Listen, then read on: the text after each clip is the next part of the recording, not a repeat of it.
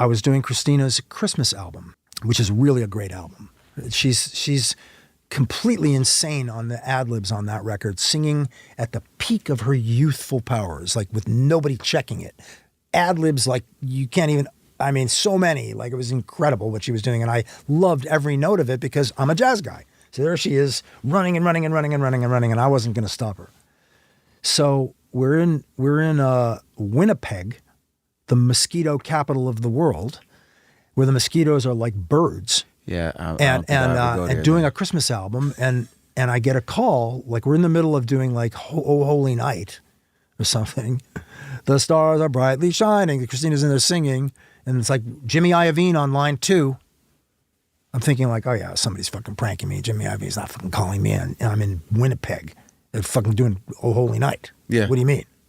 So I pick up the phone, and I thought, like, I have a friend, Danny Strick, who used to prank me and call up and say, it's Clive Davis. And, you know, he pranked me all the time. So I pick up the phone and I say to Xtina, hang on a sec, I got to take this. And it's like, yeah, this is Jimmy Iovine. I met him once before. I barely knew him. And he said, I'm reading Rolling Stone magazine right here. Your girl Xtina's on the cover. And it says in this article that you forced her to sing Genie in a Bottle. This is Jimmy on the phone. Is that true? And I'm thinking to myself, this is some kind of weird setup. Like, yeah. The trick question or something. Trick question. Yeah. And I said, and before I could answer, Jimmy said this to me. I need a guy who can force artists to sing #1 records. Huh. Can I have a meeting with you? And I went and met with Jimmy. And again, I told you, like, I lost all the weight. I climbed Mount Kilimanjaro. Xtina had won Best New Artist. It was the change in my life had come. And I went and met with Jimmy, and he said, I want to make you president of A&M Records, and I'll give you a great salary. And, you know, I said, well, Jimmy, you know, I'm a producer. I got to have a studio. I got to be able to cut records without a budget. Like, I just need to be able to record. And he said, you want one studio? You want 2 studios? You want 3 studios? How many engineers? You want 5 engineers? What do you want? Yeah. I was told, if you take that job, you're going to curl up in a ball and disappear by somebody at RCA. Yeah. And that's when I knew, like, I got to get out of here. I'm out of here. And then I took the job, and 10 weeks later, Lady Marmalade. Good. 10 weeks later. And this is a great story because Jimmy, so I just got there. And when I signed my contract, Jimmy was so smart. I mean, he is the Zeus of it all. And I had him for 10 years in my face, giving me a tripled Harvard PhD in this shit, that I am a graduate of it. Yeah. And he had made the deal for Moulin Rouge, the album from the movie. Yeah. And they were going to cut Lady Marmalade, the Pointer Sisters song that Alan Toussaint wrote. Yeah. I met with Baz Luhrmann, and Baz wanted Missy Elliott to do the record, which along with Missy comes Rock Wilder and her team. Yeah. So I go to Westlake Studios on like day 1 of Lady Marmalade. I'm on the way over there, and Mona Scott calls me up and goes, hey, Ron, you know, how are you? Like, I got bad news. Turn around. You're not going to work on this song. Missy doesn't want to do it that way. She was managing Missy. So, like, don't go to the studio. It's like, okay. I called Jimmy. I said, I think I've just been fired off the song. Give me a minute. So I'm driving back to Santa Monica now, and then Mona calls back and goes, oh, okay, no, go to the studio. And we had Rock Wilder's track, and Rock Wilder had this miracle where he got his brand new Korg Triton, this new keyboard at the time. This was the hot shit. And when you turn the keyboard on, the very first sound that comes up, Bank A, sound 000, was called Noisy Stabber. That was the name of the patch. And he put his hand on it, and it was da-da-da-da-da-da-da. And like, there it was. Way. Bank A, patch 000. Like, you didn't even fish for the shit. It was right there. Magic. So we took the idea to Xtina. Jimmy was smart because he let me continue to work with Xtina on RCA, even though I was now at Interscope. I had a carve-out. Yeah. 10 weeks later. Okay. Xtina jumps on the record. We get Pink to agree to come on it. Our home team girl was Maya, so you damn straight I was going to put somebody from the home team on the record. Yeah. And then Little Kim came because of Missy. And this magic thing happened. It was 13 days. Lady Marmalade was 13 days. And I remember saying to Rockwilder the whole time, am I making this shit too clean? And it's like, no, man. I'll tell you if you go too far. Yeah. And he kept it all on track. And then we kept sending it to Missy to make sure, is this okay? Is this okay? Is this okay? Is this okay?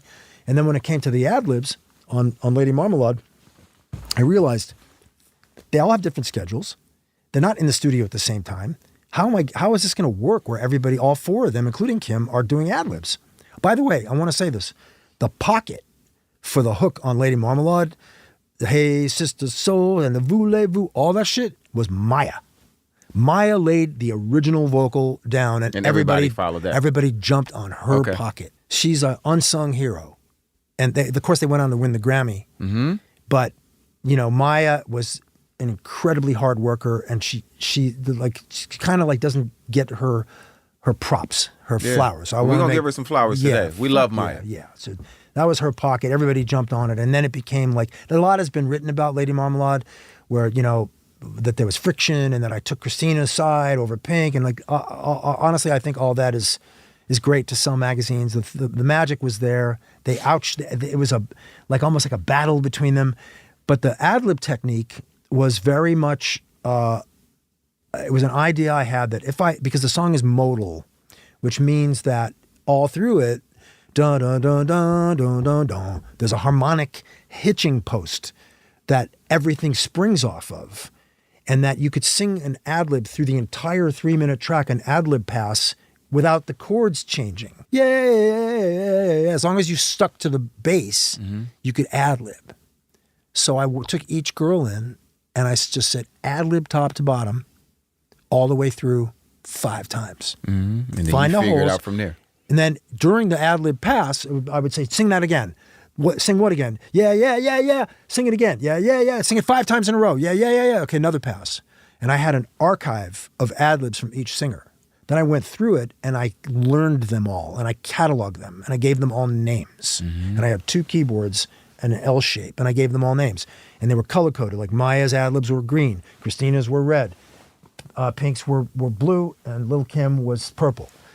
And even like the yeah, like none of that was done where it is in the record. It was all just done randomly on the track somewhere. Yeah. And I would name each ad-lib like up swoop, ski jump, big nose. Yeah. Like some way to remember it. what the ad-libs were, and then I played them in. And I had cue points where I 2, 3, 4, yeah, where it would come in the pocket based on the cue point. And I played it in as a musical composition off keyboard, and I have pictures of this. And that's how the ad-lib scheme came together, so that they all are going off each other. Yeah. Because I composed it off of their improvisation. So you get the best of both worlds, or you get the free spirit of an ad-lib, but in the right location geographically, that they could never do unless they rehearsed it and practiced it and wrote it in advance, which was never going to happen because they have different schedules and different lives, different shopping, all that. So Lady Marmalade comes out and goes to number 1. And you've been at the label for 2.5 months. Yeah. And then another soundtrack. Yeah, another soundtrack, interestingly enough. And then it went on to win the Grammy, and that was a beautiful thing. But right around then is when Damon Elliott, the legend, was working at Enterprise Studios, where Dave Pensato had like a salon, and Beyonce, everybody was going to Dave Pensato. He was mixing everything, and he's a great mixer. Absolutely, great human. Listen, you're saying nothing but legends.